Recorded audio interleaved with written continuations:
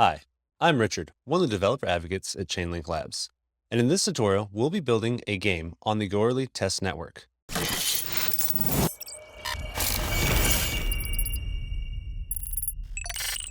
This game will be a quiz where you can put answers and questions onto the blockchain, as well as funding them with a reward for a correct answer. Now, the answers will be hashed so that you can't just look into the contract and see what they are. So what exactly will this look like? We'll be building a very basic front end that will interact with our contracts. You can see here, I've already got one question in here that's funded with a little bit of ETH. You can submit an answer, or you can add more funds to this question if you'd like to. You can also submit new questions and answers. So as everyone should know, the ultimate question of life, the universe, and everything, the answer to that is clearly 42. We submit our answer, and you can see here that we will be able to submit it. In just a moment, once it's confirmed, you should see the value of this question will drop to 0. We won't be able to answer it anymore because it just kind of wouldn't make sense to answer questions with no reward. But our balance of ETH will have increased by just a little bit. So let's take a look at what we will be using to build this game. The first thing you're going to need is some sort of wallet. I'll be using MetaMask for this tutorial. You can find it at metamask.io. Once you install it in your browser, you should have something that looks like this.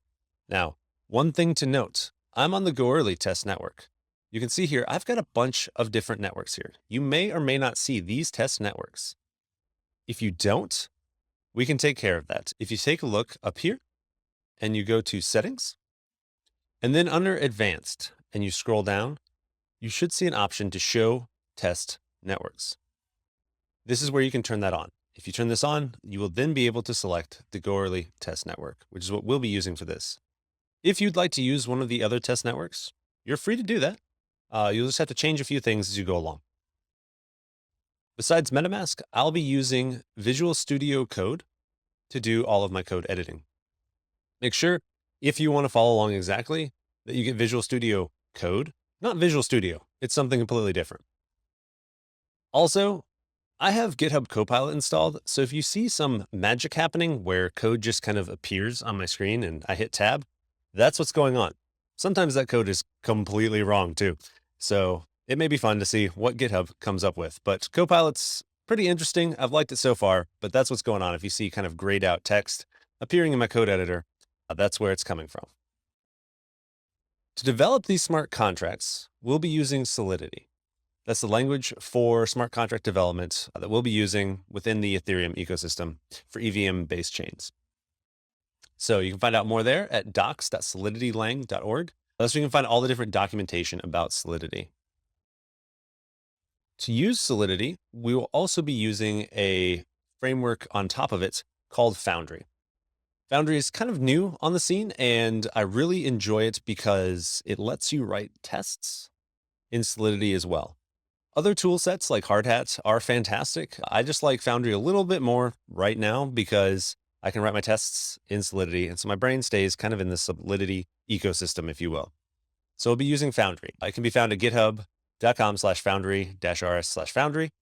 You can also take a look at the documentation at book.getfoundry.sh. This will give you all the information you need for installation, getting started, everything like that, but we'll also be walking through this as well.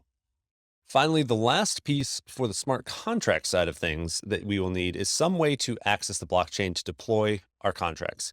And I'll be using Alchemy for that. This is a RPC endpoint is what I'll be using from Alchemy. They have a bunch of different products, but I'll be using their RPC endpoint as a way to access the blockchain and deploy our contract there. So we'll get to that after we've written the contracts, tested them, done all that fun stuff. Besides Alchemy and Foundry, we'll be using SvelteKit for the front end.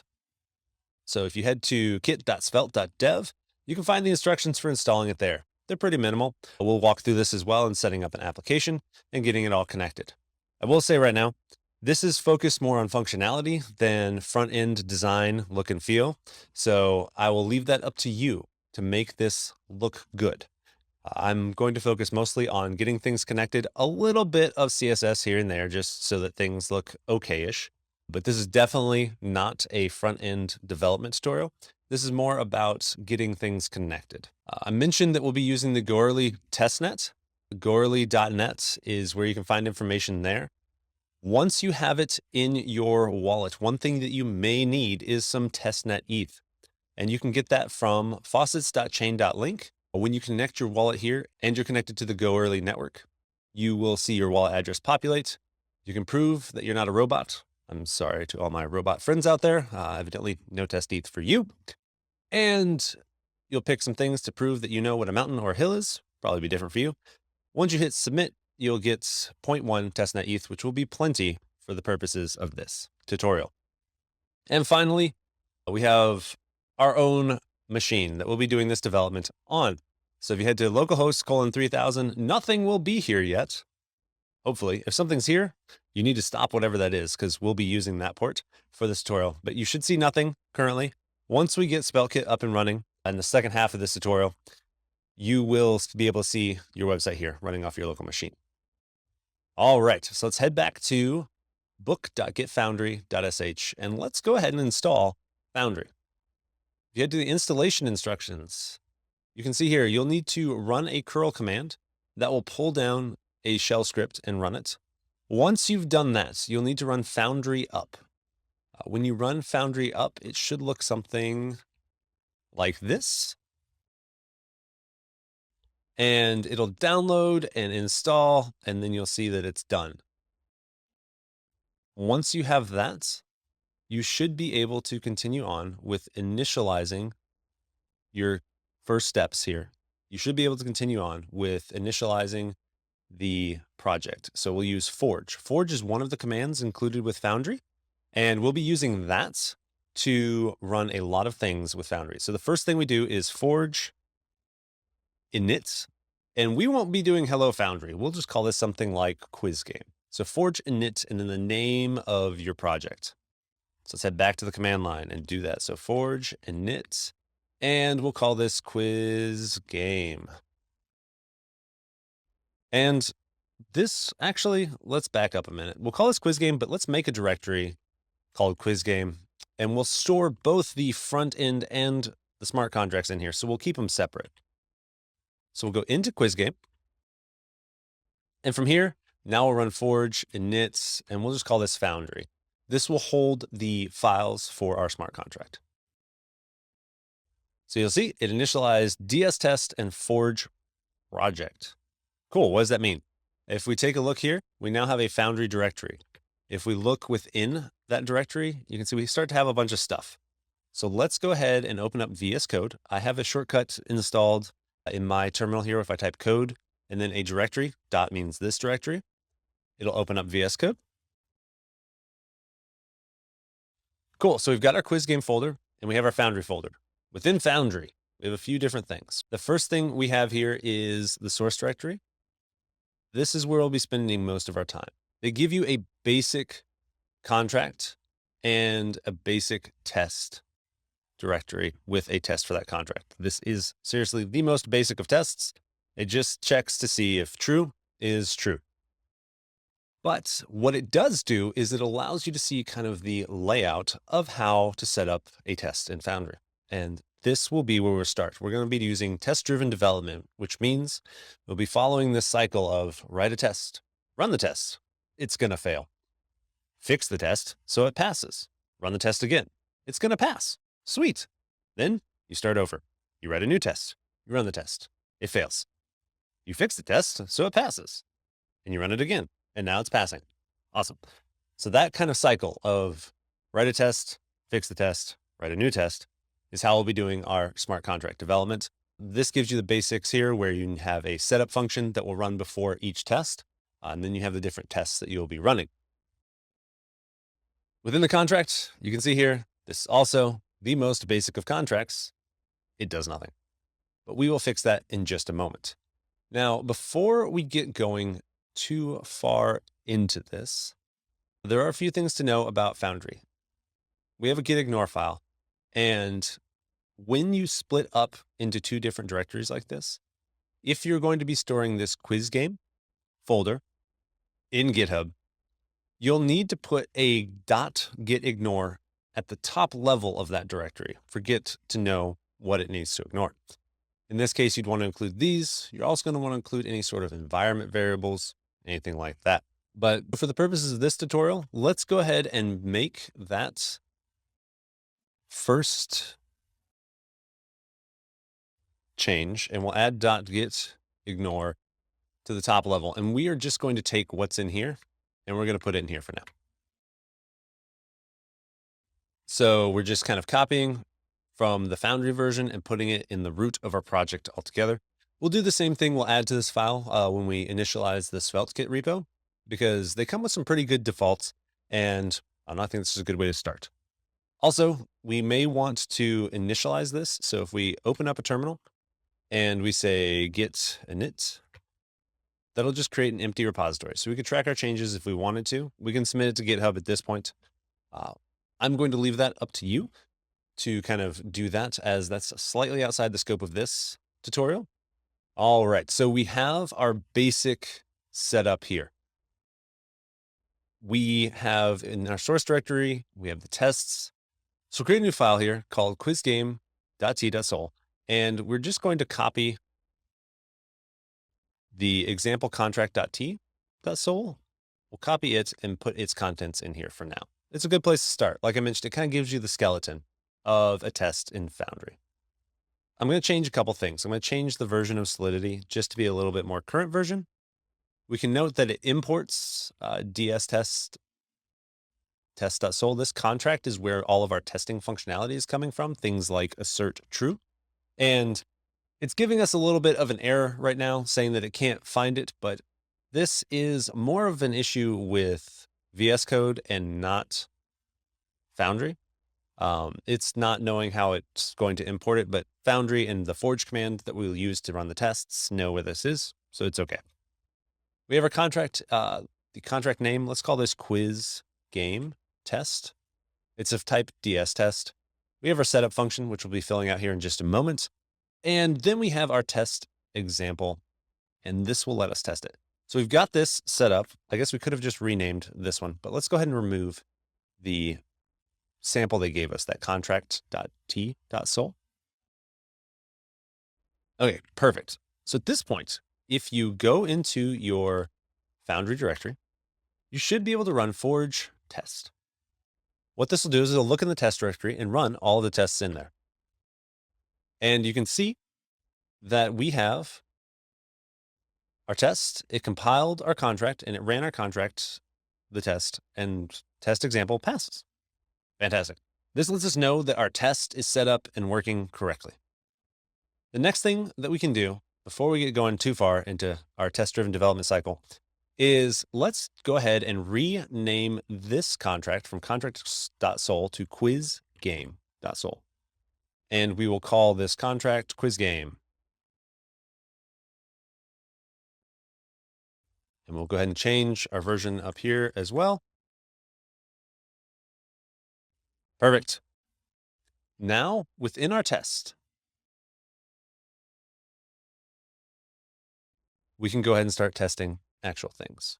Let's go ahead and do a couple of things. The first thing that we'll need to do is we will need to import our quiz game contract.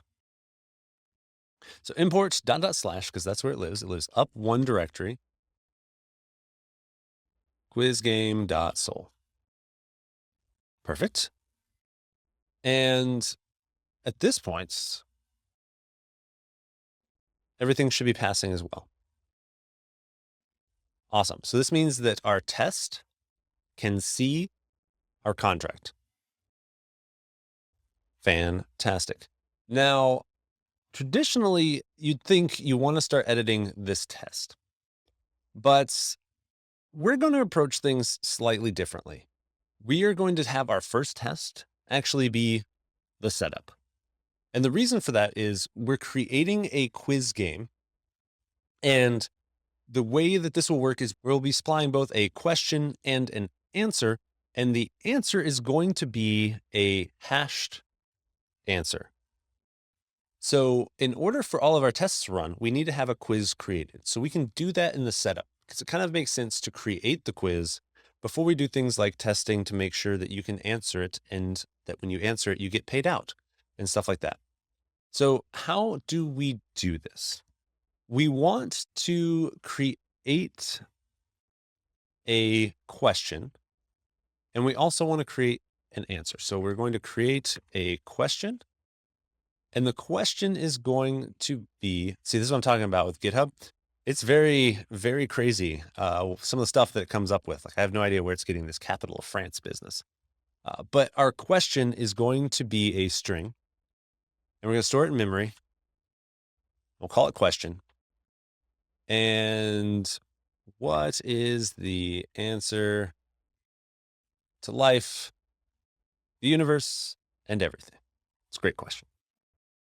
So we'll create that question. And then we need to create the answer. Now, you and I both know that the answer is 42, right? But we don't want to actually store that in our quiz game because within a smart contract, everything is publicly available to be seen. So when we create this contract, we want to actually have already hashed the answer. How can we do that? Well, we can use a algorithm called Keccak 256. And that is a one-way hashing algorithm. So what that means is it will take our string and it will turn it into a hash. Any change to our string, to our answer going in, will change the hash. So it's a one-way hashing algorithm. So it means you can only go in, right? You can't ever say, take this hash and give me the answer. Okay, that seems secure. How then would we approach it from a checking if we got the right answer, right? Because I can't unhash. Well, the way that we'll approach that is when you answer a question, we will hash the answer and see if the two hashes match. There's a very secure way of keeping data hidden with one little caveat too. We will do what's called salting our hash. What that means is we're going to add a little bit of text to the hash so that things like pre-generated dictionaries, if you were to pre-hash tons of combinations, it would be very easy then to go backwards, right? Because you could know I put in this value and I get this hash. So now I can go backwards and say, well, this hash has to be this value. So in order to prevent that from happening, we will salt the hash, which means you could still create a dictionary, but you'd have to go through all those combinations. And it's kind of impossible to prevent that sort of brute force attack, but at least you can't have already done the work once and then just benefit from it. So that's the purpose of a salt. So we'll need to create a salt, and then we'll combine that salt with our answer and hash those together, and that will create our hashed answer. So what does a salt look like? It can be anything you want. I'm just going to use something very simple. We'll say equals, and it's a bytes 32. And then we're just going to say 1, 2, 3, 1, 2, 3, 1, 2. So just like that, it's a little salt. It's just some random characters basically to add to our answer. So we'll take the salt and we'll take the answer, and then we're going to hash them together. So our hashed answer is going to be of the type bytes 32. We'll call it hashed answer. And then this is where we will use that Keccak 256. And we will use ABI encode packed. What this does is this takes in the two values and packs them together so that we can then hash them. So we'll take both of our salt and our answer. And this will give us our hashed answer. Now, you might be wondering at this point what all this stuff looks like, right? Something that's really cool about Foundry and Forge is that we can log out the different things that we're doing here via emits.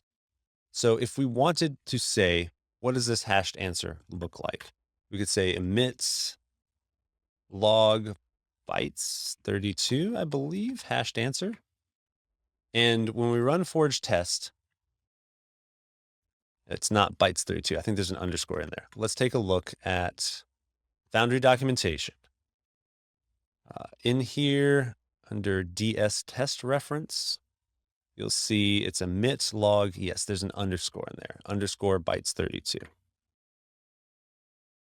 So it should be log underscore bytes 32. When we run forge test, you'll see that you don't see it, right? So why is because we need to add some V's to this to increase the verbosity. So make it more verbose. And you can see here we have logs, and this is our hashed answer. So in this case, this value here is the encoded value of 123, 123, 123 plus 42. Pretty cool. So this is the value that we'll pass into our contract then to create a secure answer that we can check later on.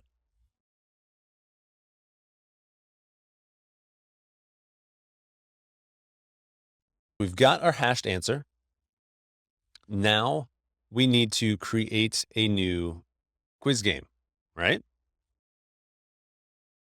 So we'll need to instantiate an instance of this quiz game contract above. So we'll say game equals new quiz game. And this will need to pass in both the question and the hashed answer. Copilot's trying to help there by telling us we need salt. And then we can do something like we could emit log game.question just to see that we have our question. So we can kind of keep track of it ourselves. While this isn't truly a test, it's just the setup. If this runs correctly, we know at least that we have a quiz game created. So at this point, if we give this a save and we try to run our tests again, we should enter the test-driven development cycle of, hey, something's wrong.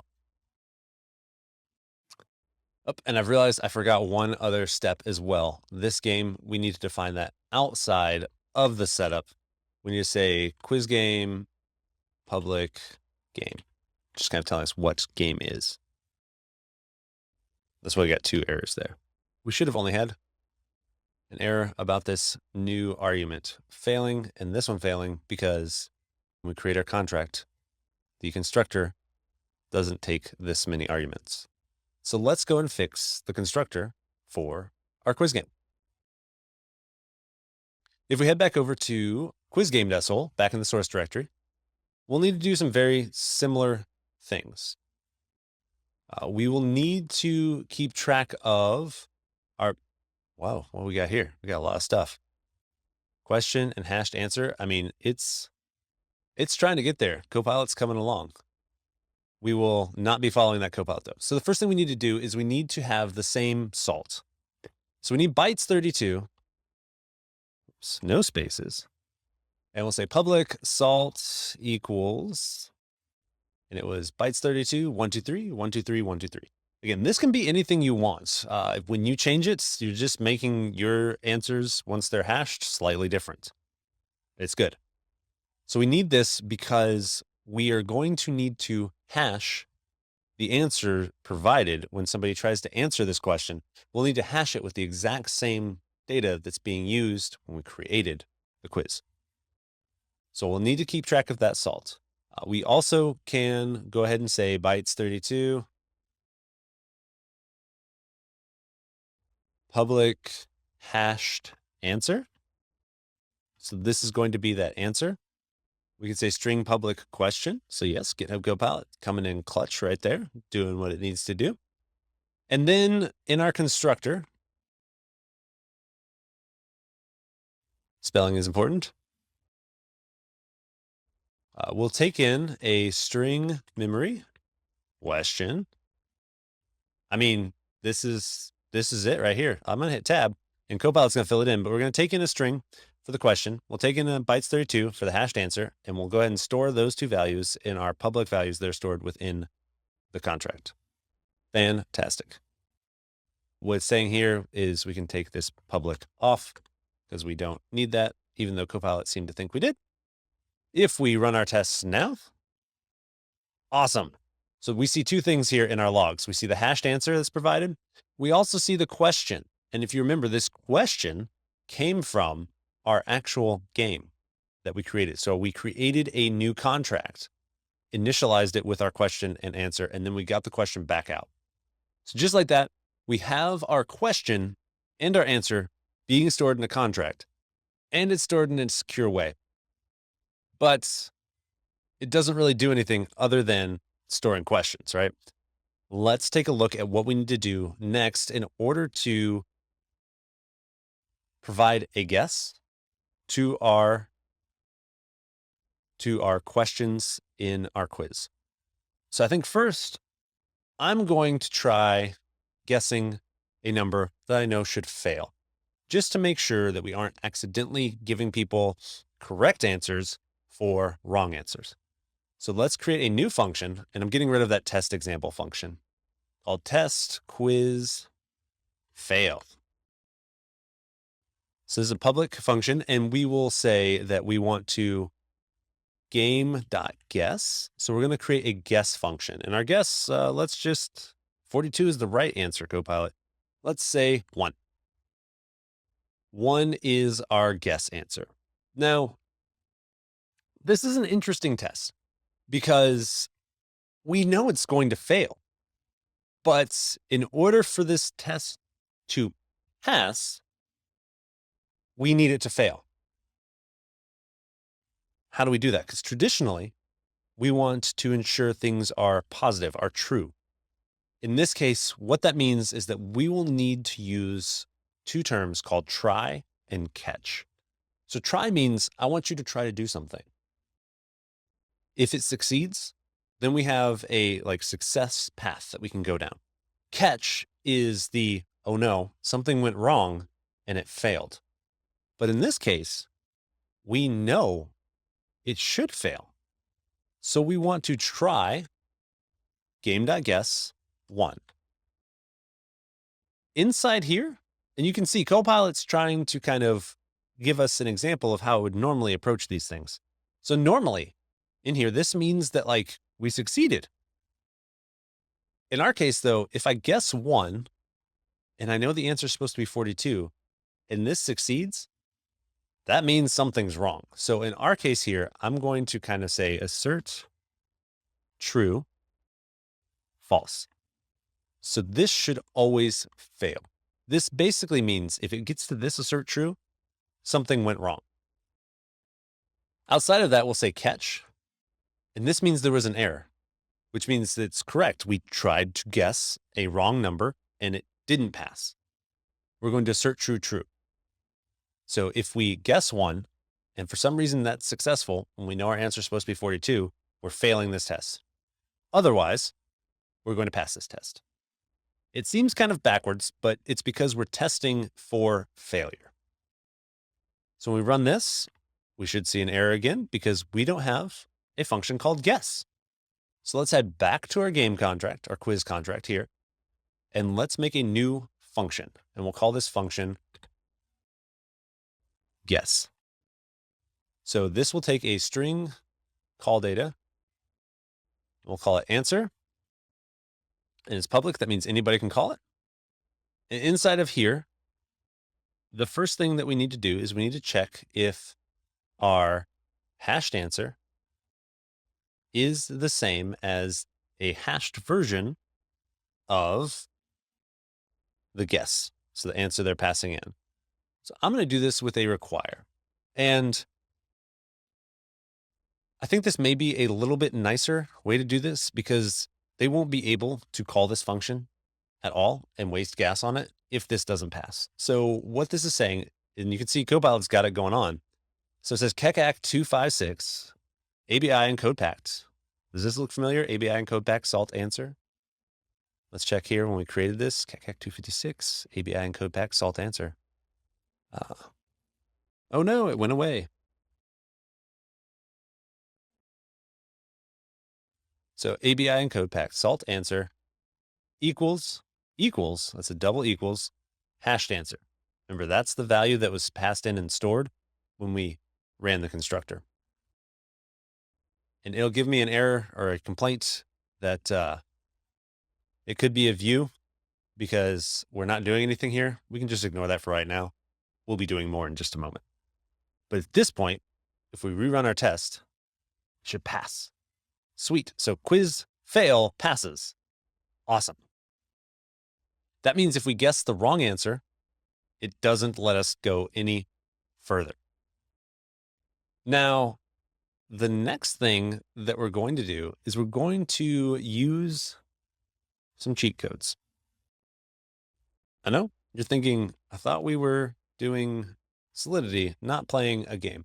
And what cheat codes do, if we take a look back at the Foundry book, you can see here, there's a cheat codes reference. Cheat codes essentially let you manipulate the blockchain that you're testing on when you're running these tests in local blockchains like this. And what we specifically are going to do is we're using a function called deal that lets us actually manipulate the amount of ETH a given address has. So we can determine that ourselves. The reason why we're going to do this is, if you remember, we're building out a quiz where the question holds some ETH. And then based on a correct answer, that question contract, that quiz contract, will then transfer that ETH to the person who answered it.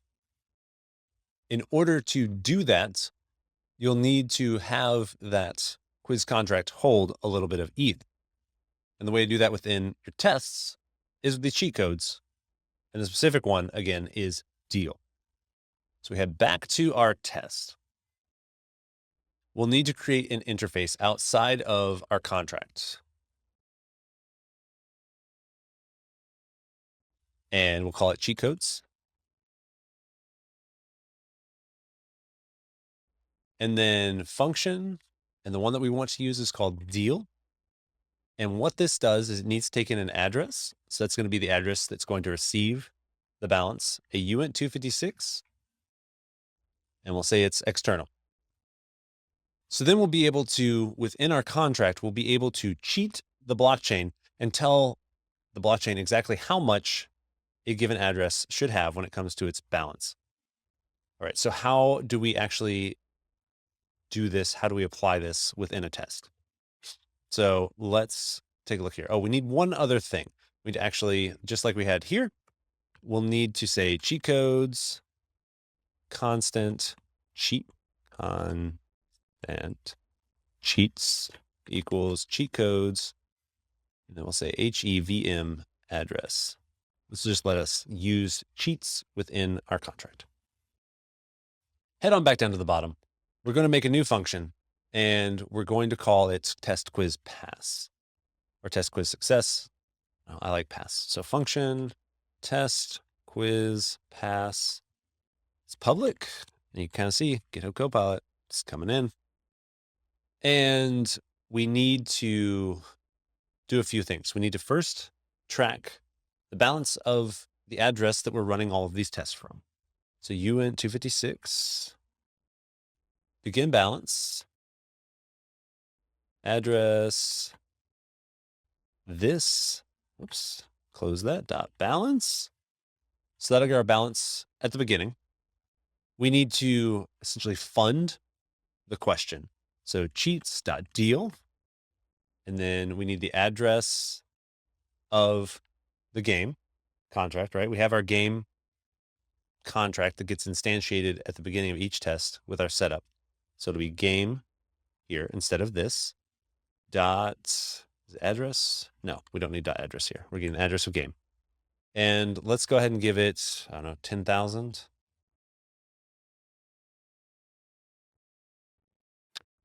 Then we can go ahead and guess 42, which should be correct.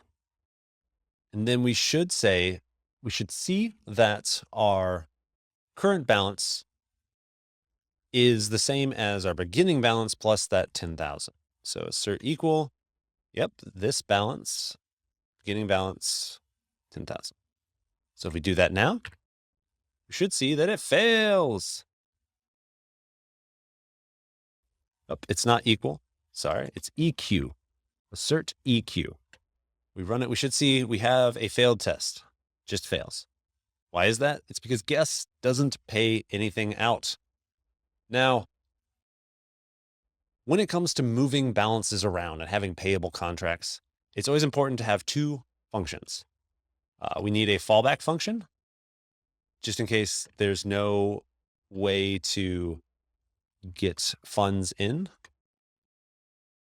And we also need a receive function. These kind of determine what happens when funds come in. In this case, nothing happens. It just gives us a place for that to come in. So we have these two. We'll add them really quickly to our actual contract as well. So just have those there. You can have different things happen within these functions. We might do that in a few minutes when it comes to events, but it's important to have them if you're going to have a contract that is receiving or sending. So we have our guess, and currently it doesn't do anything. It just requires that you guess the correct answer.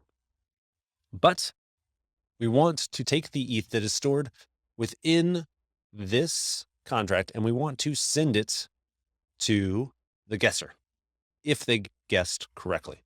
So the first thing we need to say is we need to say, if this address has a balance, that means there's some sort of ETH in it greater than 0.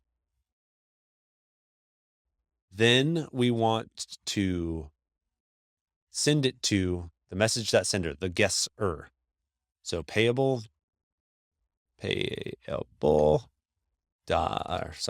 message.sender.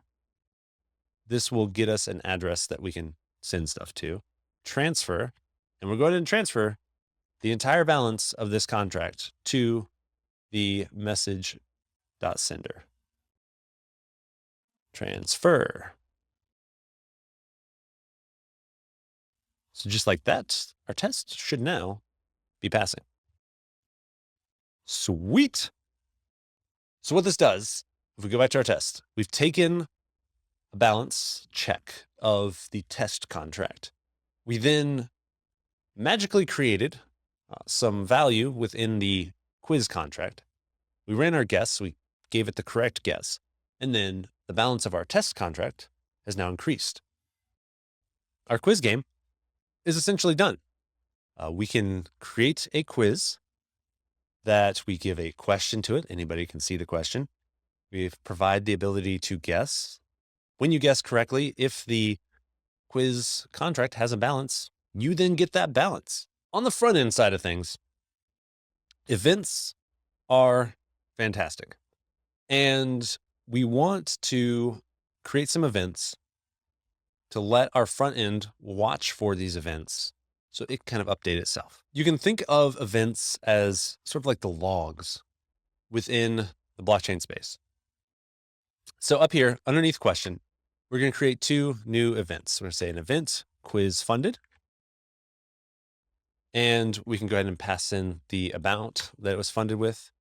And then event, and I'll call it answer guessed. We'll use this one, the quiz funded event, to inform our front end of whether or not it needs to update the ability to guess. Because if you remember, we don't want people guessing if they can't win anything. And then this answer guessed, we'll use that to kind of turn off the question. If somebody gets the right answer, then we can check the balance again and turn it off if there's no balance. So both of these are fairly simple, especially this answer guessed one. It doesn't require anything, but let's go ahead and within guess, if we are going to transfer this ETH out, let's go ahead and emit answer guessed. All right, that makes sense. And then within both the fallback and receive, let's go ahead and just add emits quiz funded and not message.value GitHub, but address this.balance. Yep, so we'll take this exact same line and we'll put it in here. So this way, these events will be emitted when there is a transaction that funds this contract. This one will be emitted when the answer to the quiz is guessed. Sweet. So we have our quiz game contract is complete. If we only ever wanted to make one quiz question, we could be done right now. But we'd like to be able to make multiple questions. And that means that we need to create a factory, a place that will crank out quiz games for us. It's essentially what a factory does is it takes a contract and it basically just spits out contract after contract after contract. So, as usual, let's go ahead and make a new test called quiz factory.t.sol. Within here, we will be taking basically the same stuff that we had within quiz game tests. So we can just copy this for now. I'll paste it in. Same stuff, except we don't need a lot of it. So we don't need these cheat codes. We can clean that up. This is not a quiz game test. It is a quiz factory test. And go ahead and get rid of these. We'll empty out our setup. It probably would have been easier to start from scratch, to be honest. And we'll go ahead and get rid of all of this. We'll just have our setup for now. All right. So we have the ability to import a quiz game, but we don't want a quiz game, do we? We want the quiz factory. We have our contract quiz factory test. We need to declare the factory. So we'll say quiz factory, public factory. This way we can interact with the contract itself. And within our setup, we'll say factory equals new quiz factory. That's it. That's the super basic test. That'll let us know if we can import everything. You can already see it's going to fail. Like that's what the red squigglies are for there. But let's run it. And yeah, we don't have the quiz factory file. So let's create that under your source directory. New file. Quiz factory.sol. So within here, we have that SPDX license identifier. Sure, unlicensed. We'll say this, but we won't comment it out. And then we need imports. So we'll need to, in order to create quiz games, we need to import the quiz games contract. It's in this directory and it's called quiz game.sol. Our contract is called quiz factory. And it has a constructor.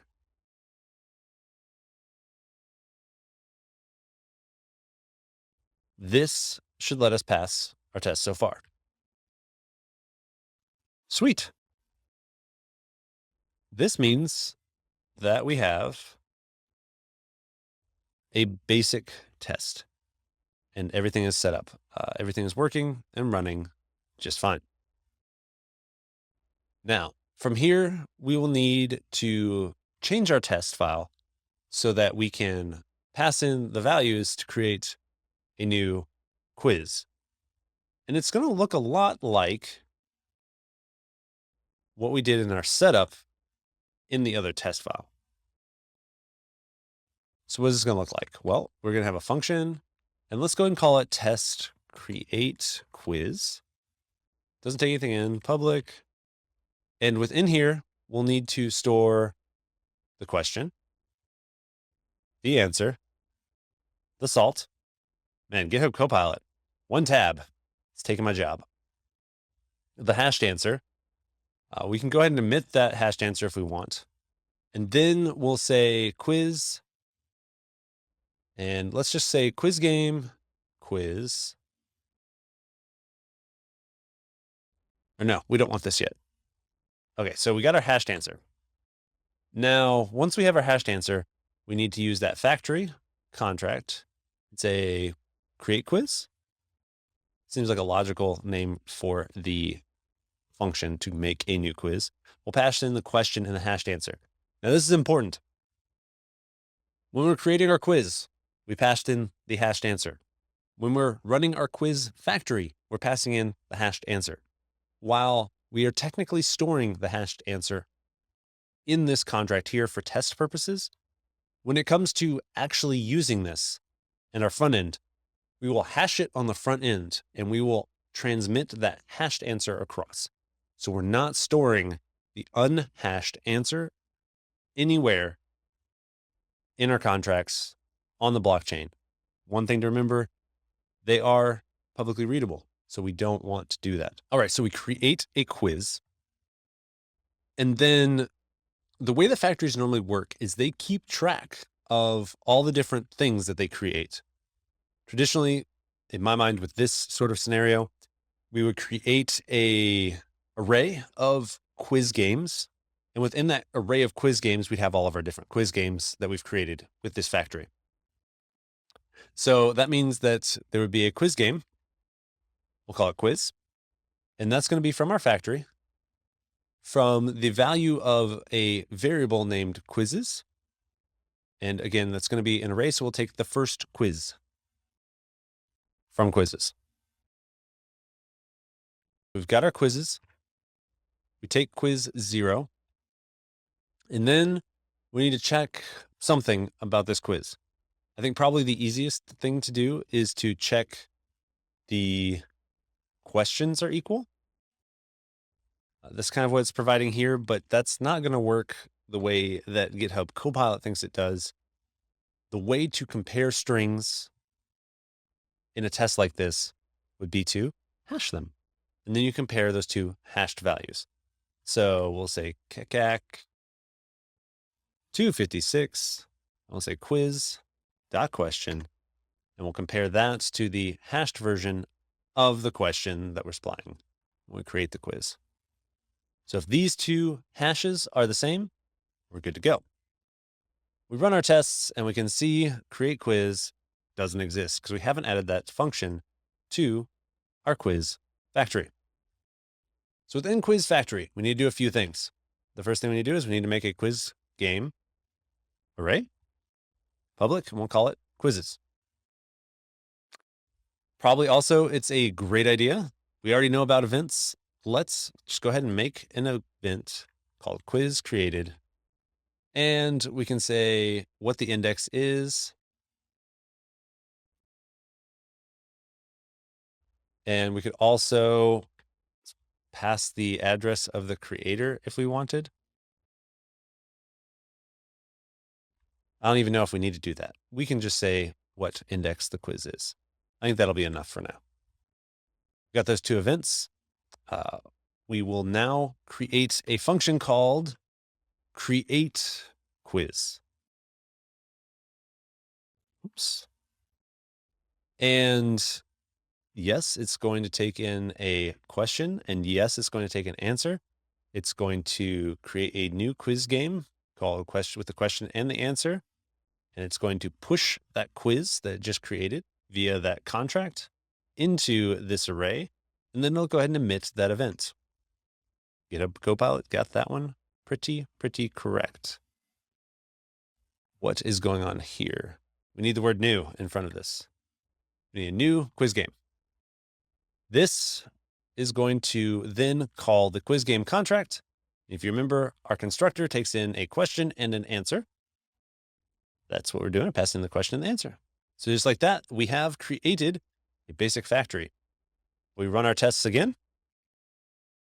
Something is wrong here.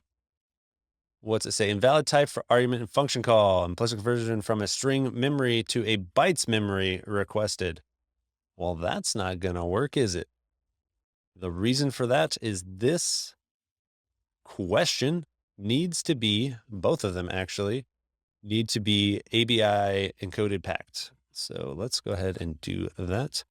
Take that there, and we'll say ABI.encode packed. And then we'll go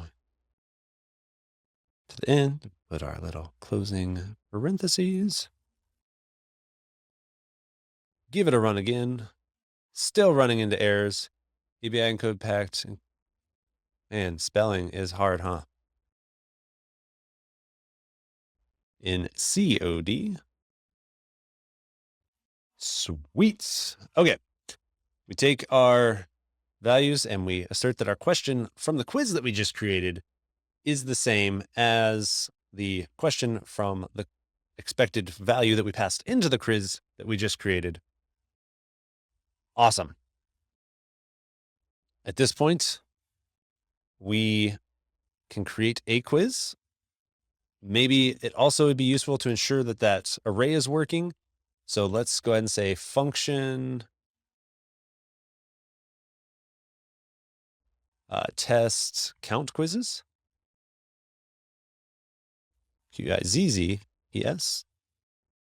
And from here, we will essentially do the same thing that we did above, because we're going to create a quiz. So we'll go ahead and copy all this create quiz business and the values there. And then let's just go ahead and create 2 quizzes. Same question, same answer. It's okay. We'll say quiz game, memory quizzes equals factory.get quizzes. This will create a new function to return the quizzes. And we want to assert equal, the quizzes.length is 2. So what this will do is it'll actually give us the ability to return those quizzes, not just count them, but actually get all the quizzes. This will let us display them within the front end. And that way we can interact with the quizzes individually within the front end. So maybe this is more accurately labeled something else, but we're testing the count of quizzes returned. We save this. We should see again an error saying, hey, you don't have a get quizzes function. Let's head back to our quiz factory contract, and we'll say function get quizzes. And that returns basically the array of quizzes. Yeah, I think that's pretty good. Maybe this will work. Let's find out. It works. All right, so with that, with this function here of get quizzes, returning the quizzes for us, we now have the ability to get all of the quizzes, and we can create quizzes. So we're good to go. Our contract's pretty much done. We now need to deploy our contract. And deploying with Forge is fairly straightforward, but there's a few things to know. I'm going to create within the Foundry folder a new file called deploy.sh.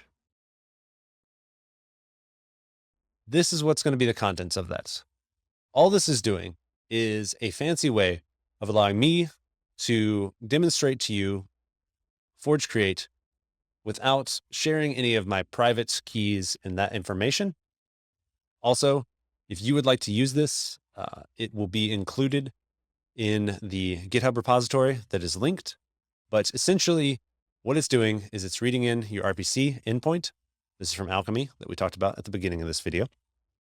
It's also reading in the contract name. This read-s makes it so you don't see what you type.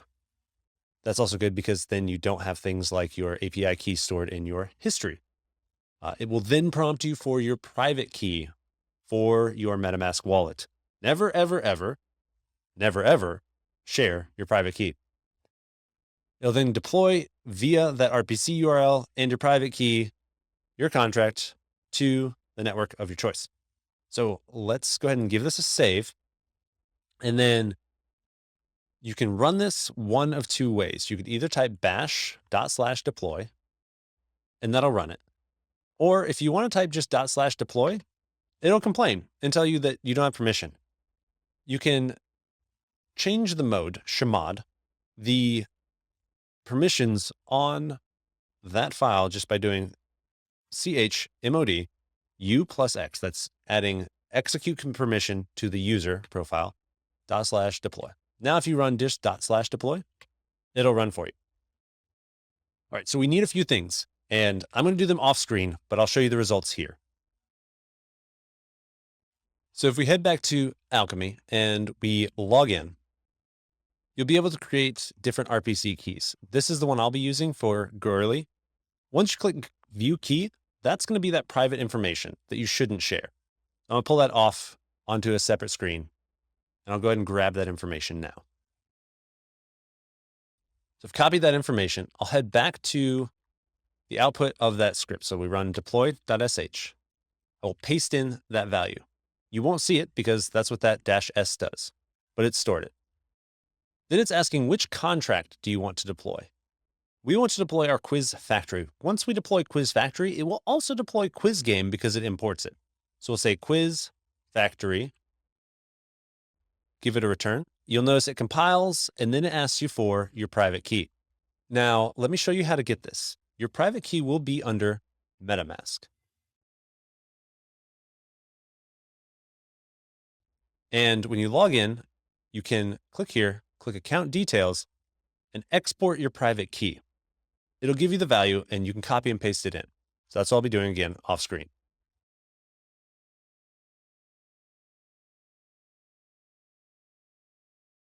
So go to my account details, I export private key.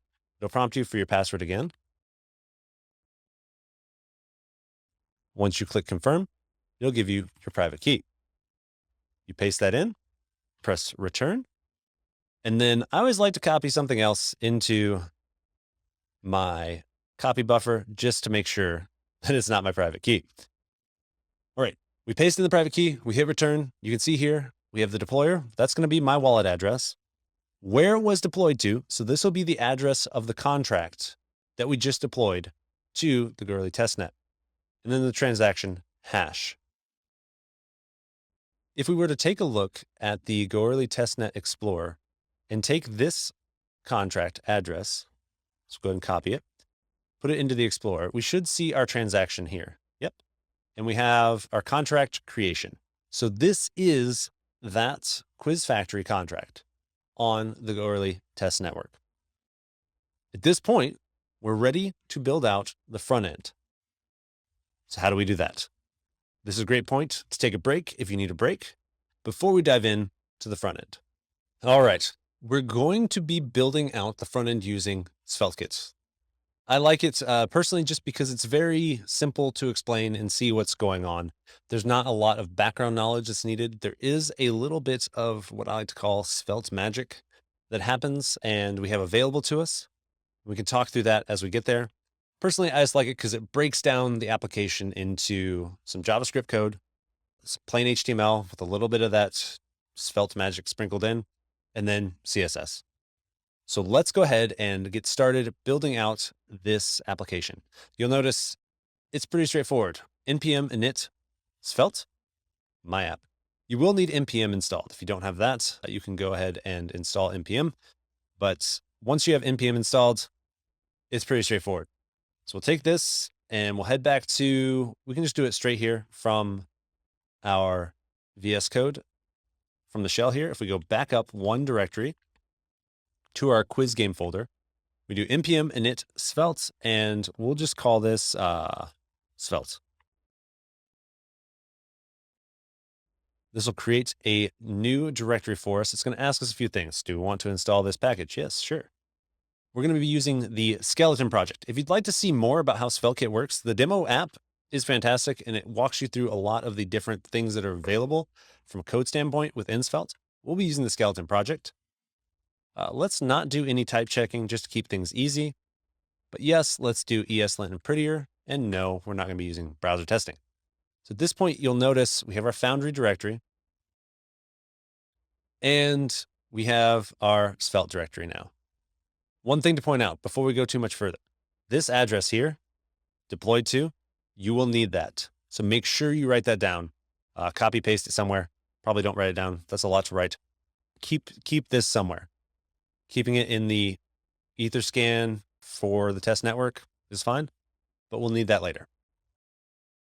All right, so once we've initialized our Svelte folder, let's first take a look at the Svelte git ignore. We'll go ahead and grab all of this and we'll just add it straight on in to our git ignore. Give that a save and we can go ahead and close both that. And we can pretty much close everything else. So let's just go ahead and say close all. And we'll go ahead and minimize the Foundry folder for now. We'll need it in a minute. So we've got Svelte, inside source, we have routes, and our index.svelte. This is the homepage that you'll see once you follow these steps. So we need to literally just follow the steps that it lays out. cd svelte, go ahead and run npm install. We'll need to install one other thing, ethers.js, that allows us to interact with the Ethereum blockchain and the test networks. So we'll go ahead and install that too. So npm install ethers.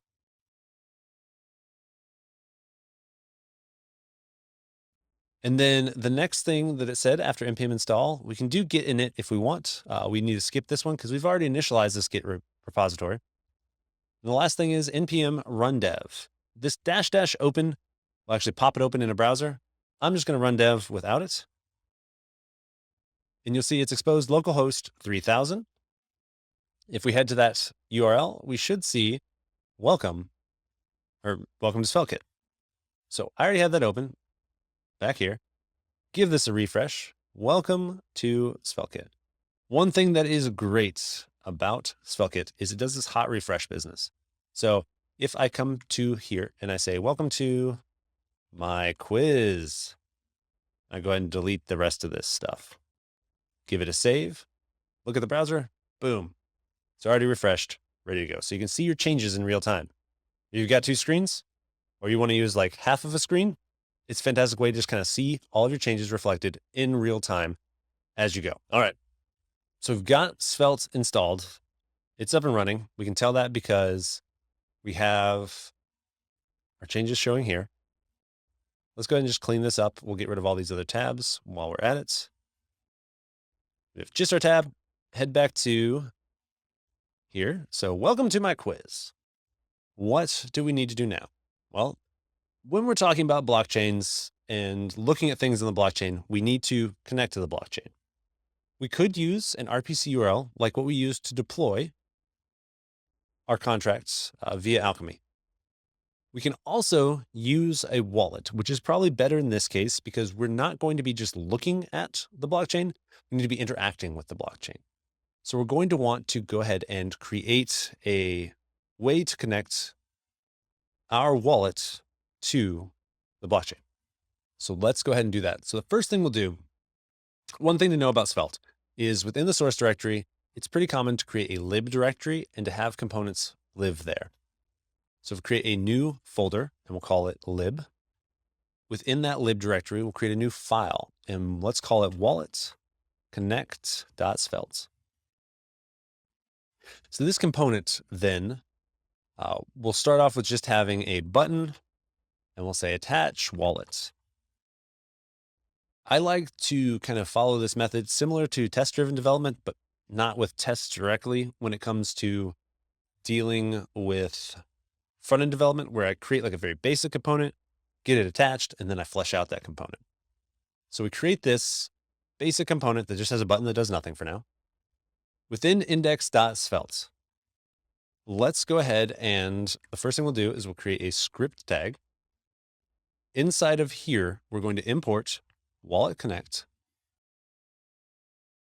from, and now you could either say /lib/wallet connect, or within Svelte, there's this concept of $lib.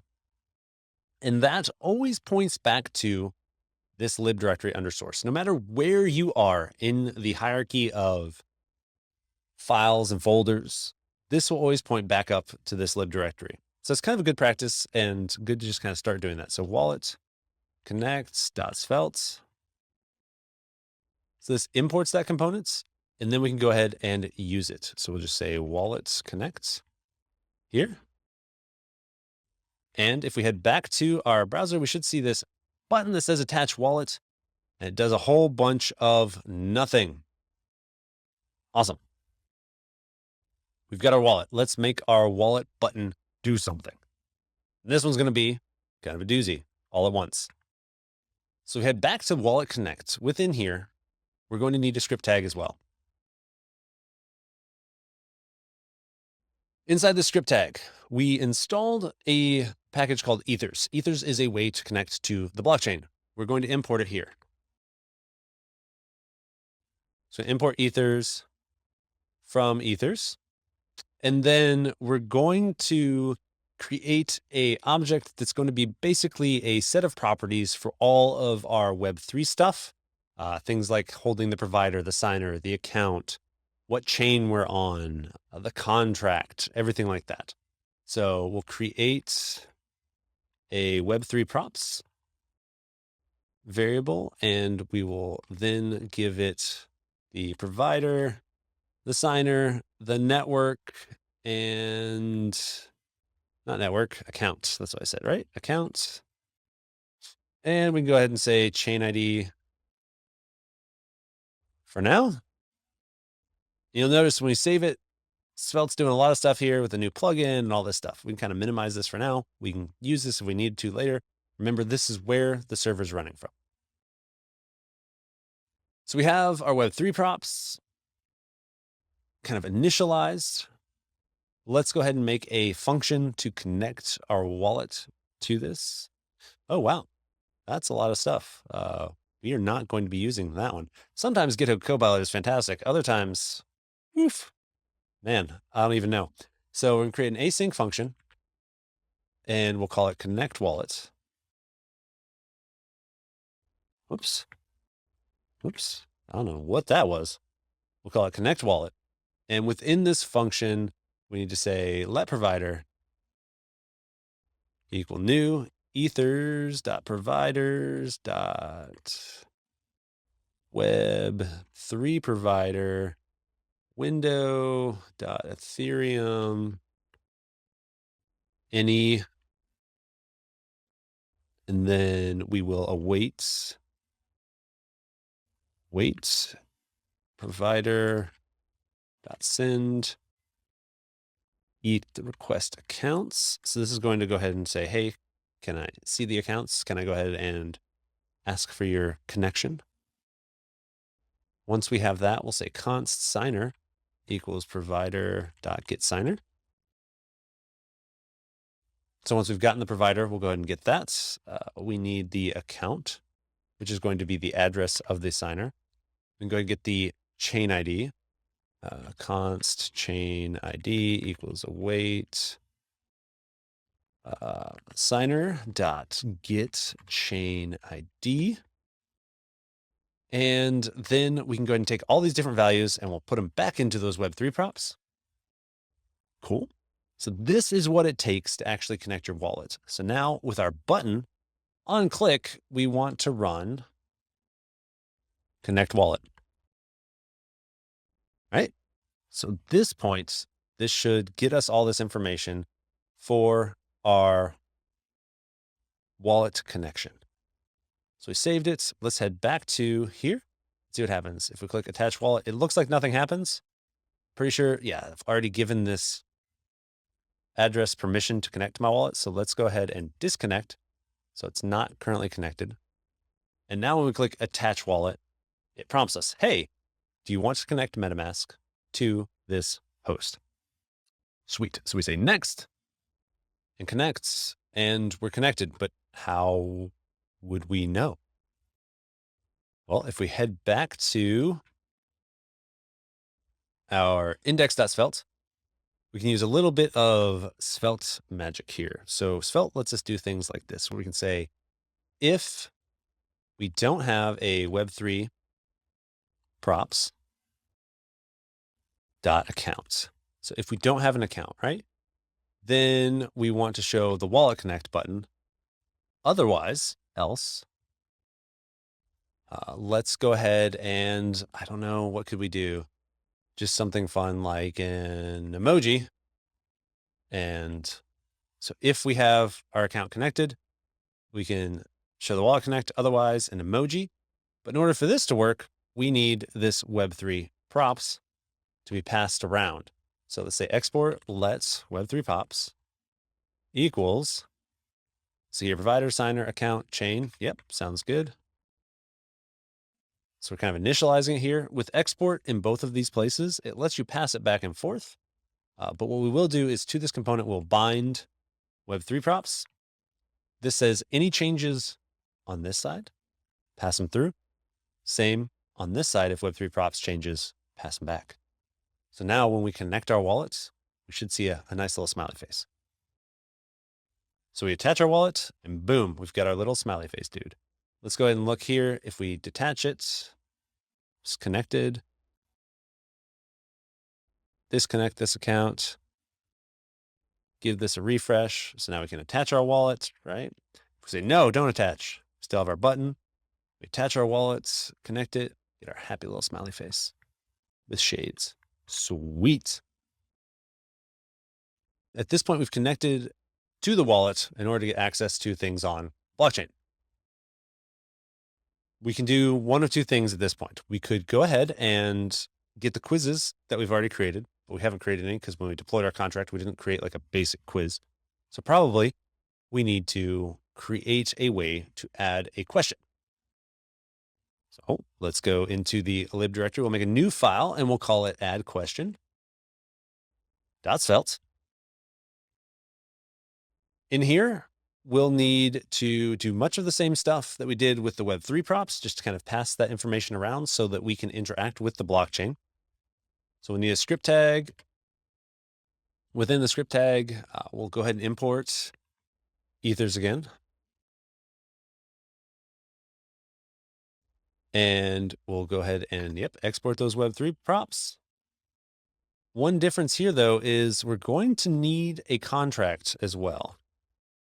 So once we're authenticated with the blockchain and once we have all of this different stuff like the signer, the account, we also need to grab the contract itself. Then we'll use a little bit of Svelte Magic again. That $::. What that means is that this variable, when it changes, go ahead and update it everywhere else it's used. It's a reactive variable. Again, it's asking me, what's the capital of France? Man, GitHub Copilot wants to know that answer. So we've got our question, our answer, and then we also need to kind of keep track of the hashed answer. So remember, when we create a quiz, we need to pass in the hashed answer. So we'll create an async function called hash answer. And we will say that we need to hashed answer equals ethers.utils.keckac. Yep. This is the same hashing algorithm that we used in Solidity. It's just Ethers has it as well. And then the way that you pack stuff together here is a little bit different. So we used ABI encode packed. What was it? ABI within Foundry. We used ABI encode packed. When it comes to Ethers, it has a slightly different format. So it's ethers.utils.solidity hack. This is going to do the same thing, essentially, but we need to tell it what we're packing together. So it's a bytes 32 and a string. It's not a string, string. So those are the two types that we're packing together. And then we'll go ahead and grab the ethers utils format bytes 32 string.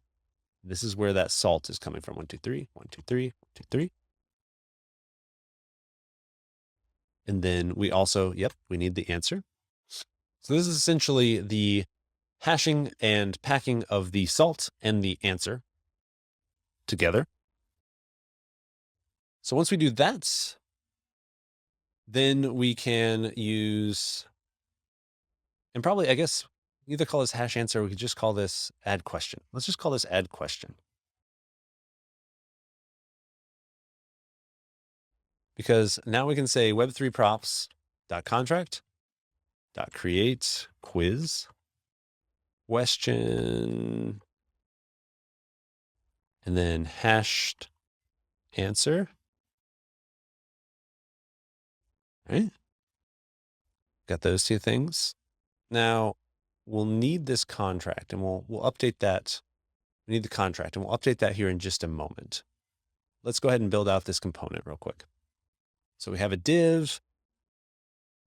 I'm thinking that we're going to have like kind of a box around it like we saw, and a few things there. So we have a div. We'll call it wrapper. And within that, we can go ahead and have a span of input label. And this will say question. And then inputs.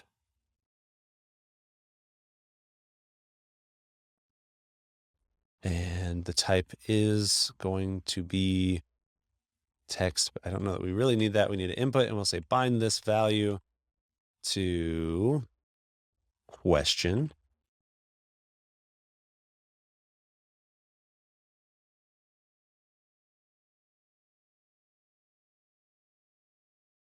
Then we'll have the answer, and yep, we'll bind the inputs to answer, and a button on click. Evidently, I misspelled the word question. I'm seeing it now, Question. So when we click add question, it will run our add question function. Cool. Seems good. We can go ahead and add just a little bit of style to this if we want. We can add our wrapper function, or sorry, wrapper class down here, and overflow is hidden.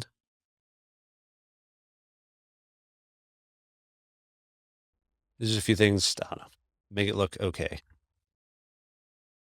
Not fantastic. Rim, give it a little bit of padding, 20 pixels.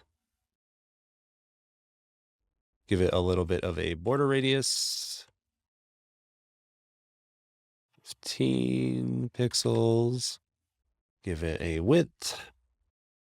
Again, this is all just make it look okay.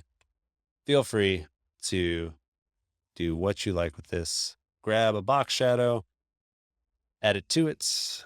Cool. And then we'll go ahead and say input label. Display inline block. And we'll say width equals, sure, 200 pixels. Why not? Let's give this a save and see how this looks. So we've created this. We need to now add question to our thing. Instead of a smiley face, we could just have add question and bind web3 props. Sweet. Also need to import it. So here, add question. And if we head back here, if this happens, go ahead and give the server a restart and refresh your page. Sometimes that'll fix it. What's it complaining about? I have boo-boos in here.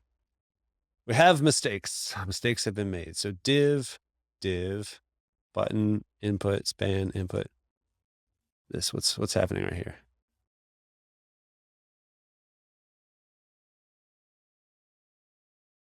Oh, these need to be self-closing.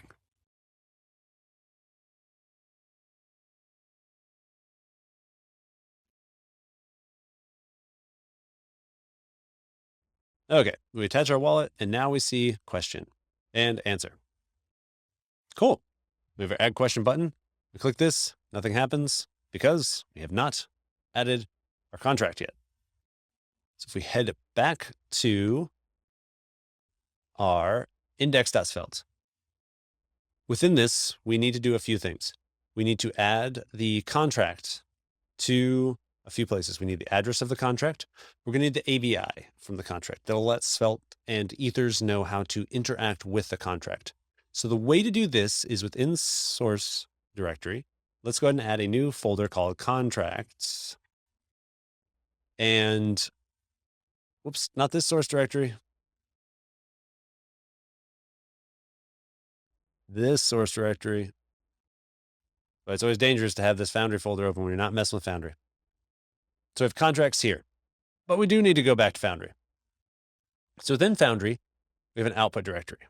When we deployed our contract, it compiled everything. And in here, inside Quiz Factory, is a JSON file. We need to copy this and add it to our contracts directory. We also need to copy Quiz Game, because we'll need it later.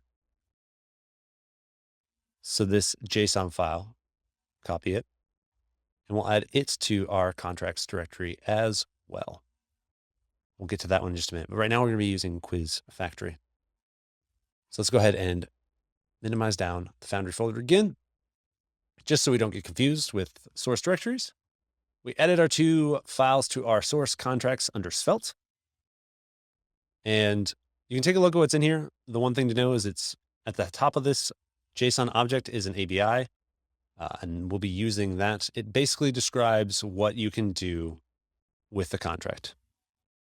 So within our index.svelte, we need to import a few things. So probably the best place is just up here under add question. We need to import contracts ABI. This is going to be the ABI for the contract from, and this is located in /contracts/ and this one is quiz factory. So at the top level, we're concerned about the quiz factory. When it comes to the individual quizzes, that's where we'll be using the quiz ABI itself. And the other thing that we need is we need a constant called contract address. Maybe not address, just ADR. And that will be the value of the contract that you deployed. Remember, we mentioned saving it down here. Also, we had it on the Explorer. It's this address here. Yours should be different. So we need this contract ABI and the contract address. Once we have those 2 things,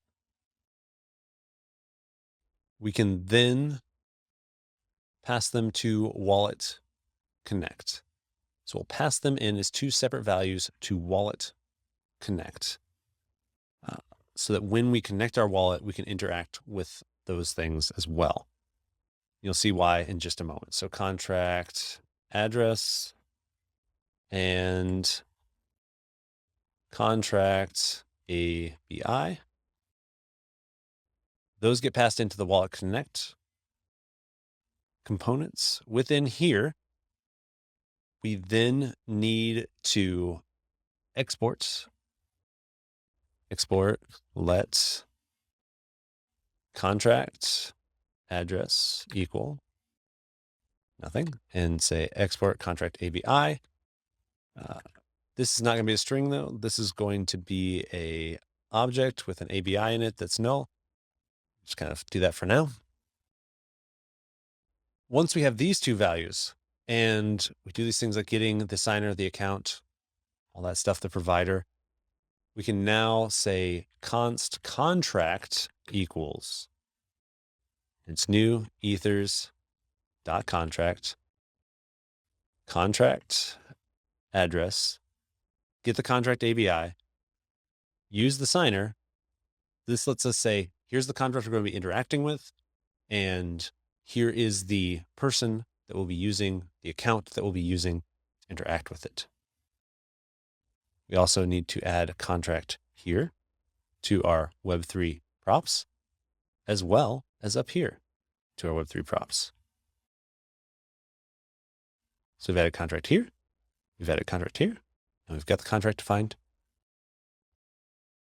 At this point, we connect our wallet. We'll go ahead and set up the contract for the quiz factory as well. Then when it comes to adding question, you can see we pass in, we expect to have the contract pass in, and then we can create the quiz. Everything is saved. Head back here, attach our wallet. And now if we say, what is the answer? ... The answer is 42. We say add question. Now we're actually interacting with the contract we deployed. And when we confirm, we'll actually create a new quiz on the blockchain. That's pretty cool. So we've got our question, we've got our answer, we've got our new quiz created, but we can't see it. We need to create a component to display all of our quizzes. All right, let's go and do that. We're getting close. So we're making a new component. We're going to put it in the lib folder. We're going to call it question.svelte. We're going to be using the same component over and over and over to display all of our questions. But first, we need to display one question. So the first thing we need is we need a script tag. And within this script, we're going to import ethers.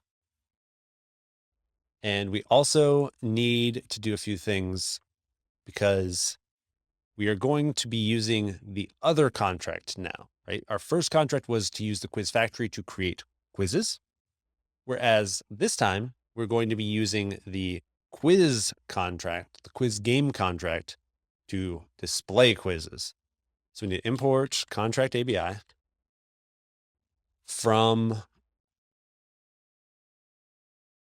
our, nope, not our quiz factory, but our quiz game.json. So under contracts, we have quiz factory and quiz game. We'll be using this one. And this is going to look a lot the same as what we had before. So let answer equal null. Let question equal null. Export let web3 props equal. And yeah, it's going to be all that same stuff. Export let question address equal null. We'll be passing in the question address. So the factory can return a list of quizzes, remember? So we'll be passing in the question address. We can say that question is null. And we can say that the value is null. It's going to be the value for it. We can also keep track of if it's funded or not. And you may think, well, if the value is greater than 0, then it's funded, right? Pretty much, yeah. But we can actually, instead of just having it be true or false, we can use this to set a class for CSS because it will update. It's a reactive variable. We can actually say funded equals, and then value, the one above that we just calculated, is it greater than 0? If it is, then question funded. Otherwise, question not funded. So we can kind of use that value to inform our CSS in a minute. Let the question contract equal null. So this is going to be the contract for the question itself. So we'll pass in the question. We'll pass in the value. Looking at this too, I see that we have question twice. So we don't need to do this. We can get rid of this question up here.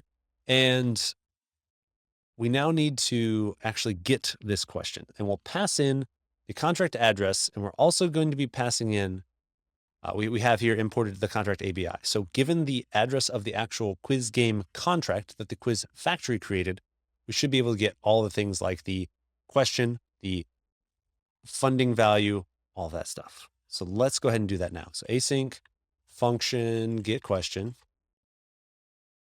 And what we'll do here is we're going to say, yep, it's going to be this new Ethers contract. It's going to be the question address, the contract ABI, and then the Web3 prop signer. So this could be confusing because we have a contract here. We don't really want to use that. I'm just storing it because it's passed in with Web3 props, but we're using a separate instance of the ABI and the contract itself. So that looks good. We're going to say let question equal await, and then we'll get question. That doesn't look quite right though, does it? Because it's not get question. When we built this, it was just question. When we built out our contract, because we don't have a function to return it directly, but because it's a public variable, we can actually get it back. And then that doesn't actually need a let either, because we want to use this question that we defined out here. So we have our question set up. Next, we need to get the value of answering it correctly. So value equals await, or no, what value would be a number. And when we're looking at the value of this contract, it's going to be not formatted in Ether. So we need to do that. It'll come back as a big number, I believe, is the type that it comes back as. So we'll need to actually go ahead and convert that into a number that we can display and understand easily. So ethers.utils.format ether awaits, and it's web3 props.provider.get balance of question address Let me make this smaller just so we can kind of see everything that's going on here. So we have our value. After value, we'll need to go ahead and get the event listeners set up, right? So if the question is answered or funded, remember we had those two events. So if the question is answered or the question is funded, we should go ahead and set up some listeners for that. So that's where Q contract, the question contract dot on, and then we're listening to quiz funded. That gave us a balance back. It returned a balance in there, I believe. So if that happens, then we will say that our value equals, yep. We don't need to reset this here because that's a reactive variable. So anytime value changes, funded changes too.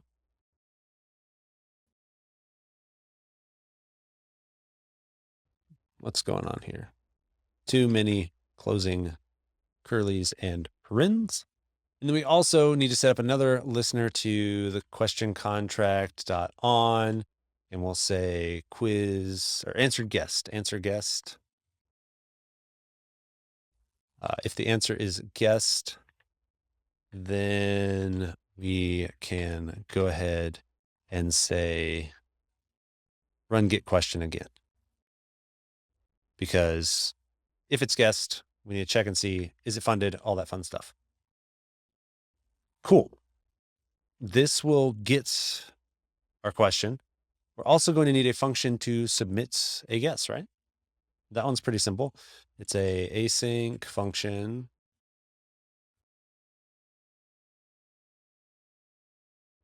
Submits guess. Submit guess.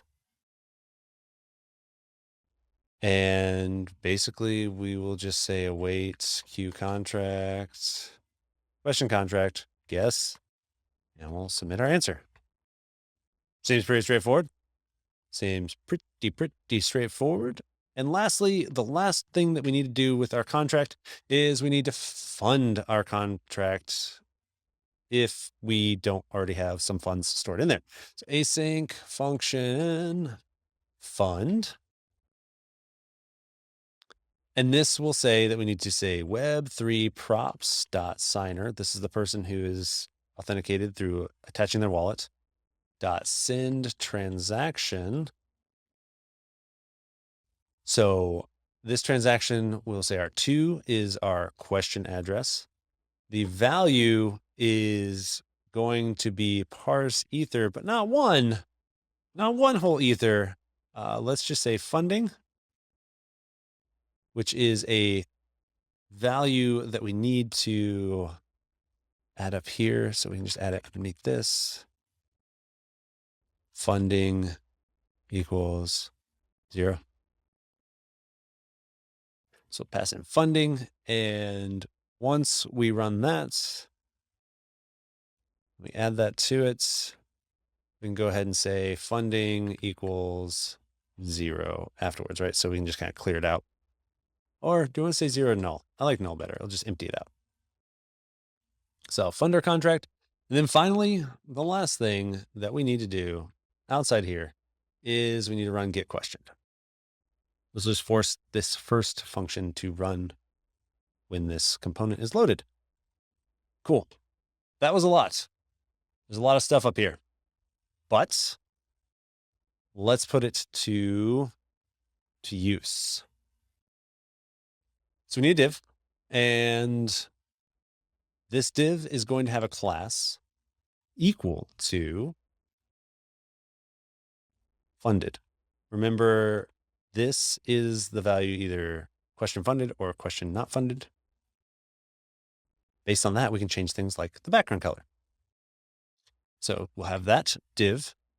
And then let's go ahead and give it another class 2 called QWrap for question wrap. Don't try to read that as a word. And then we have, let's see here. Let's see what GitHub's got for us. So div class question. I like that. So around the question, we'll have its own div. We have the question value. H1, maybe a bit much, but it's okay. And then we've got a lot of stuff here. I'm not gonna go with this, but let's go ahead and say div.question. So div of class question, and within that we'll add the question. Seems good. Next we'll have a div dot value. And within that, we'll have the value and it's an ETH. Cool. I like that. Then we'll have an input type of text, and we'll say this is bind to the value answer. So bind that to the answer value. We'll add a button on click, submit guess. Seems good. Submit answer. And also we need one other thing here. Disabled. So we'll disable this button because we don't want to be able to guess unless the value of the question is greater than or equal to 0. So if the value is more than 0, this is not disabled. Sorry, less than equal to, I said greater than. Value is less than or equal to 0. Then we can submit our answer. Cool. Don't fear the line breaks. Input type text, bind to value funding. Yep. And then a button, fund question, fund, but we'll get rid of this disabled. These are the type of things that like GitHub Copilot is so close, sometimes so far. Awesome. So we've got all this stuff set up. Looks pretty good to me. Let's add some style here. And we need first question funded. We'll say the background is going to be, I don't know, colors are fun, but we'll just say for EE or for E. It's kind of a green color. Dot question not funded. So this is where this comes in, right? So we have this class of funded, and based on the funding, we can change what the question looks like, and it'll be reactive. So it'll change on its own based on those events. I don't know. I think it's pretty cool. I think Svelte is great because it makes it kind of easy to understand what's going on, in my opinion, and see that it also gives you the reactivity, which is cool. So background here, what's a good kind of pinky color? We have FFB6 C1, just sort of a pink and a green. That seems good. The Q for question wrap, stuff that goes around the question. Overflow hidden, sure. Position relative, sure. So far I like those two. Margin bottom, one rim, sure. Padding 20 pixels, yeah. All this looks good. Maybe make it a little bit wider. 1, 1, 4. Sure, give it a little drop shadow. Seems good. Yeah, do that. And then we need one last thing for the question. And let's just go ahead and say our font size is 2 rem, just because make it easy to see. We've got our question. Let's go ahead and add it to index.svelte. We need to import question from $lib question.svelte. So we'll import it. And then at this point, we should just be able to say add question, and underneath add question, we can say question, and we'll bind the Web3 props. I think that's probably good. Let's check it out. Attach our wallet. And we've got this. So that is showing null and null because we aren't actually passing in any of the question addresses, right? So we're not actually getting these things. So next, we need to create a component to cycle over all of the questions. So this is what one question will look like. This is kind of the one thing here. But let's go ahead and create one more component, the last component, that will cycle over all of the questions. Making a new component. That's right. The lib folder, all questions. .svelte. Inside all questions.svelte, you've got a script tag. Inside that script tag, we need to import question. from. See, this is where it's nice. It could be /, but we don't care. It's in lib question.svelte. Going to do this here, and let's go ahead and just do all questions. All right, it's basic setup here. Back here, let's change this to all questions. Let's change both of these to all questions. Save that and take a look here. Attach wallet, all questions. So we know it's going to show up there. Okay. Within all questions, we need to do the usual suspects of stuff of like saying export, let, Web3 props. Yep, and we need all those things. Then we need to say questions. We'll go ahead and say this is null for now. And then, oops, this needs a colon. Not there, there. So we say our questions, and then we'll go ahead and write a function. Sync with an N function called getQuestions. And that will say questions equals await Web3 props dot contract dot get is. All right. So this is referencing back to Thin Foundry in our source from our quiz factory, get quizzes.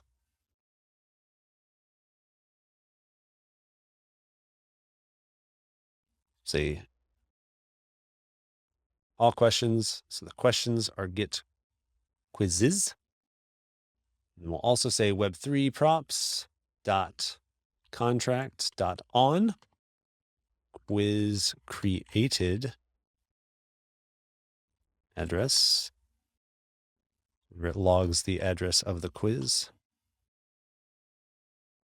Then we can just say get questions again. And outside of this, we'll run get questions. So this will say all of our questions. From here, we'll need to do another little bit of Svelte Magic. So we say if we have questions, quizzes, questions, and close our if, just to keep it nice and tidy. So if we have questions, let's create a div and we'll call it QWrap. Same thing, question wrapper. Then we'll do a little bit more Svelte Magic. And yes, this is it here. Each questions as question. We'll say question. We need to pass in the Web3 props. And so we're going to say question address. Right? So we need to pass in the question address. And maybe a better thing to call this is question address, because that's really what it is. It's the address of the question. So we'll pass in question address, and we'll also pass in Web3 props. So for each of the addresses that are returned here, we're going to loop through them. We're going to pass them in to this. Let's add a little bit of style just to make things look so and okay. So question wrapper, display, we'll say it's flex. Say flex direction is a column. Go ahead and say justify content center and align items center. Give that a save. Come back over here. We'll attach our wallet. And what's going on? Why we got null still? Maybe there's an error. So it says no matching event argument value quiz funded. Inside of our contracts, let's go back real quick and look at our events here. So in quiz game, we have quiz funded. So it's saying that in question.svelte, there was no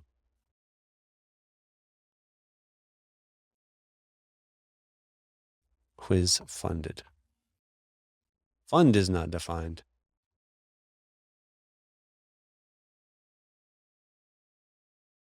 Submit guess is not defined. What is going on? What is going on?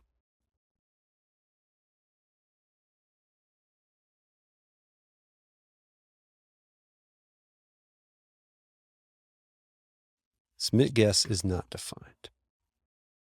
So within question, we have our button, submit guess. Did I just typo something? Oh, got a problem with closing brackets here. So this one should go here. So get question is its own function. Submit guess is its function. Fund is a function. Let's reload this and see what happens now. There we go. Man, closing brackets. So what that was is this closing bracket was wrapping up all of these functions as well. So they weren't kind of top level functions. So what is the answer? We know the answer is 42 because we made this, but we haven't funded this question. So we say we want to fund this question with 0.1, fund the question. You'll see here it's going to transfer 0.1, confirm. We'll wait just a moment. You can see here it's pending. Practice twiddling our thumbs. Depending on how things are going, maybe go make some coffee, but it shouldn't take too long. Okay, so the contract interaction happened.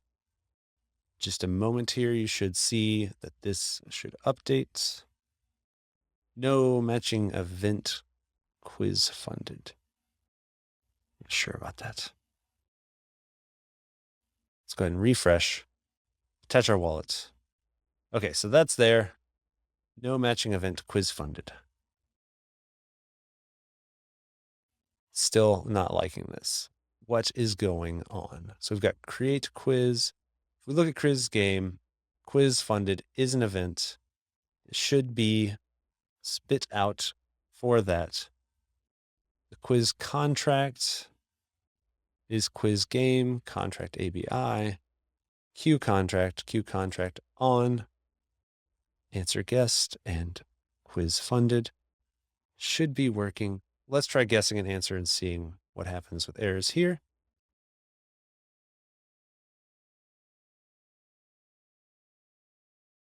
Confirm our answer.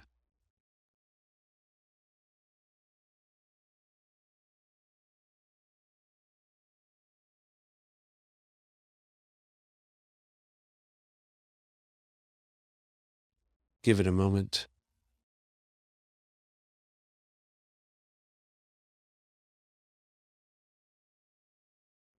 Looks like our listening to the events may not be working as expected. Got a slight problem somewhere. I'll probably leave this in though, because troubleshooting is also a key part. So let's give it a moment and see. Feeling like it's probably not listening correctly. Yep, if I refresh, it's back to 0. Okay, so no matching events. Argument quiz funded. So Q contract, the question address, right? That's what we got going here. So let's go ahead and do some things here. Let's say console.log and question address, just to check to see that we're getting that. Okay, we can see that up here, right? That's probably a little tiny, but we have our question address up here. And that's where we're getting our question from. So like this, what is the answer is coming from there. So we've got that. Now, this is going to be a quiz game, and a quiz game has an event, quiz funded.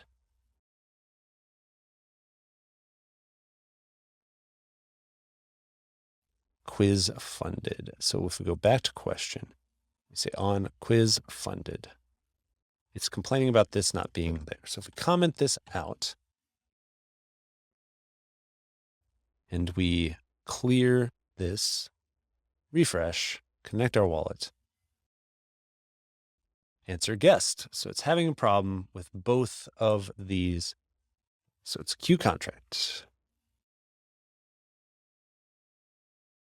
If we take a look at our contracts, we have quiz game, inputs, bytecode.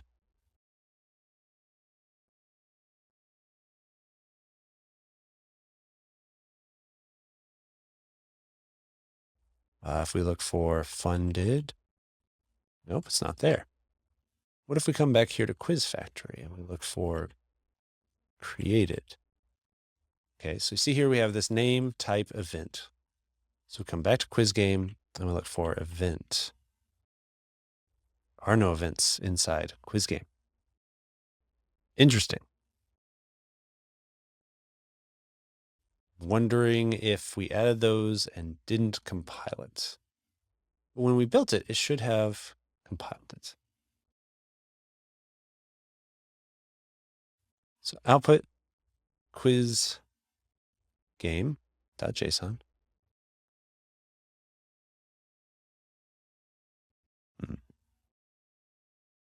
There's nothing there.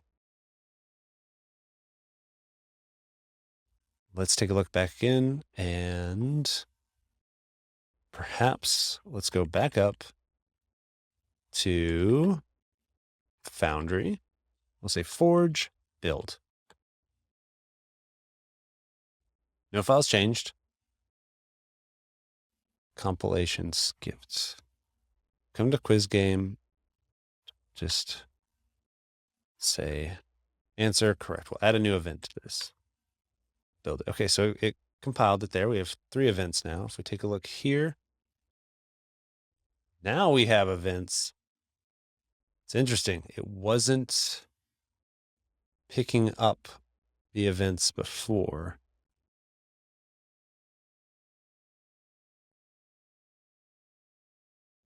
Curious if it's actually going to emit these events now. So let's take a look. If we remove this, because we just had these 2, we run forge build again.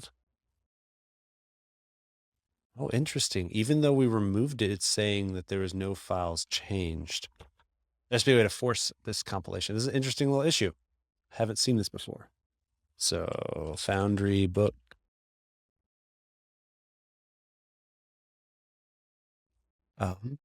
Go to where would this be? Tests, gas tracking, debugger.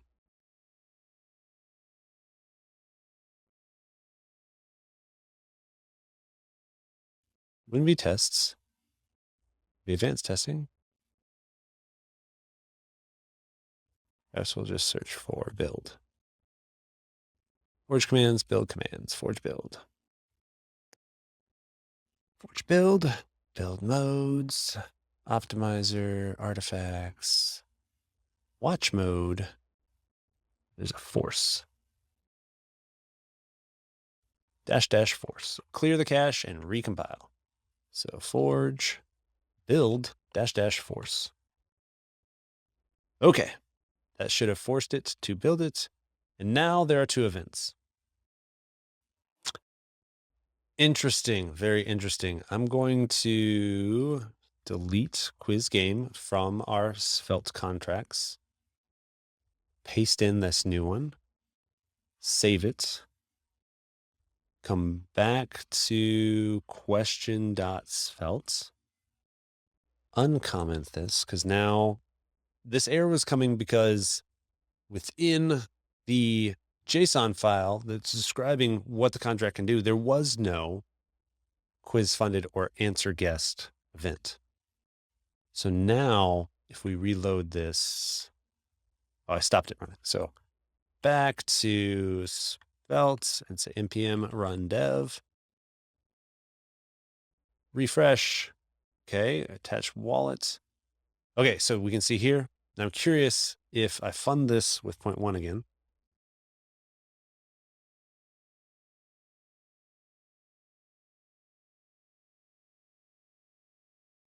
We have 0.51, should go to 0.4. Curious if this will update or not. It may have not compiled it with those events when it deployed it as well. So it's 0.4. Okay, so the events are there. That's very interesting. I've never seen Forge do that before, where it doesn't actually change the JSON file. But as you can see, it updated it there. And if we say that the answer is 42, well, first let's try an incorrect answer. See, it doesn't even let me submit, and it gives you this error. And this error is because it checks that require before it actually tries to run the function for us. It's kind of a nice thing for MetaMask to do, but I don't know, I think it works pretty well. So it's not 1, it's 42. Maybe you could game it by just guessing all the random numbers and brute forcing it here. I don't know. You could check that require and make it an if instead, so it actually costs gas to guess. So once we guess correctly and we click confirm, give it just a moment here, we should see this update as well.